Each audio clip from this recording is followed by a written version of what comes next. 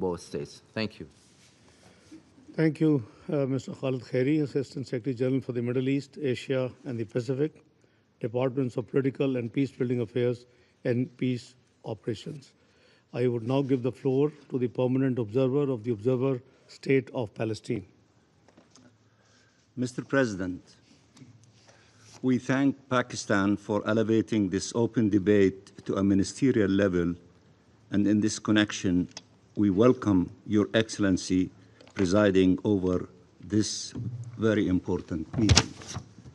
I also would like to thank ASG, Mr. Khalid Khairi, for his briefing. Mr. President, 4-year-old Razan fought for as long as she could, but her body gave up and she died of malnutrition on Sunday. Yesterday, 6-year-old Yusuf died of starvation.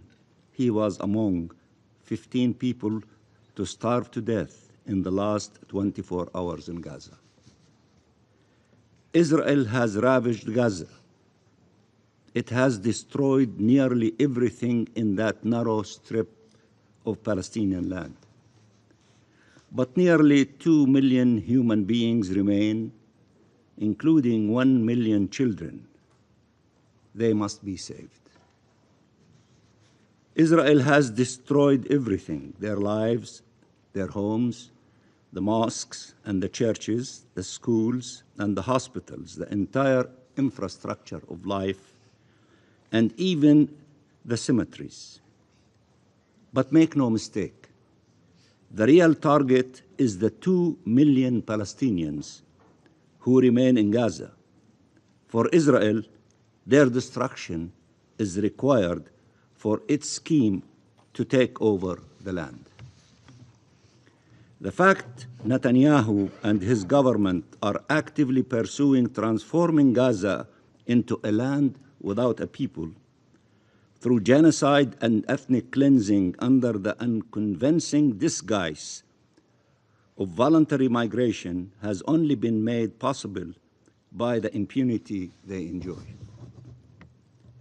All of what is happening now was predictable, premeditated and planned. It is a criminal and cruel enterprise occurring openly for all to see. Do you know when was the first plan for so-called voluntary migration presented to the Israeli cabinet? 13th October 2023. Go back to what we said in this very chamber 20 months ago. We said this would be happening. It took tens of thousands of Palestinians killed for the world to acknowledge it. How many more need to die before getting the world to act to stop this genocide? Mr. President, in Gaza, starved journalists are reporting about starved health and humanitarian personnel trying to save the lives of starving infants and children and their starving families. People are dying of hunger and thirst by design or while desperately trying to get food or water by design. People are collapsing in the streets while being forcibly displaced yet again by design. People are being gunned down and murdered by Israeli soldiers for merely trying to get a bag of flour or lentils to feed their families, again by design. Every day now, we receive heart-wrenching messages from Gaza with few words. I am hungry. This is what our children are saying, and every individual in Gaza is saying, I am hungry. There is no food for my family. We are dying. Help us.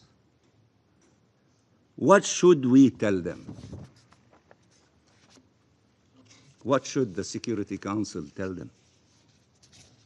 That the whole world is against this starvation policy and yet it is worsening. That no one wants to see people in Gaza starving and yet the world watches on as they die of hunger and thirst. Should we read to them the strong statements issued or the resolutions adopted? What should we tell them? They hear of outrage, condemnation, pressure, and deals being made, but find no food to save their lives and the lives of their loved ones, or get shot to death while trying to reach it. They bury their sons and daughters every day. They grow thinner as their bodies eat away at them every day, wasting away, their struggle to survive more painful and more crushing every day. What should we tell them? That the negotiations for a ceasefire continue, and that in the meantime Israel has been given a right to massacre them and to deny them aid to life? Is that what international law stipulates? Is that what humanity dictates? What should we tell them?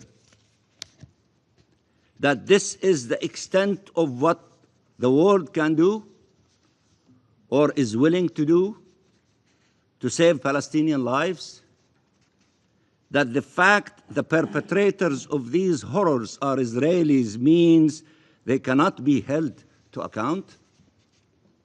That there is aid at the borders and brave UN and humanitarian personnel ready to distribute this aid as they had done before, but we cannot get Israel to open the crossings and allow the aid to be distributed without killing those distributing it or those receiving it.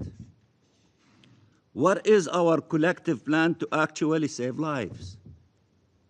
What is being done now that could actually stop this horror? That is the only measure that matters. Are we doing what is necessary to save the millions of lives at risk? Are we upholding our legal, political, humanitarian, moral, and human obligations? And the answer is absolutely clear: we are not. So which one is it? Are Palestinian lives not worth saving? Or does Israeli supremacy extend as far as conferring upon Israel a right of life and death over the Palestinian people as a whole? Mr. President, it is now for every state to determine where it stands at this historical juncture. Every single country will be asked, what did you do during this genocide? Not what you said or what you considered doing, but what did you actually do? What did you do to stop it and stop the destruction of human life? There is no time to waste and no place for self-inflicted powerlessness. Countries have tools they need to use, nationally and collectively, to bring the genocide to an end. Ask yourselves, did we do everything possible? And I assure you, it is impossible to say yes. We call for a coalition of the willing to take every action necessary now to end the genocide, to uphold international law and save what is left of our humanity under the rubble in Gaza and end the occupation and conflict. A year ago, the ICJ adopted a landmark opinion on ending the unlawful presence of Israel in the occupied Palestinian territory that spelled out in no uncertain terms the obligations of Israel and, as importantly, the obligations of third parties. You.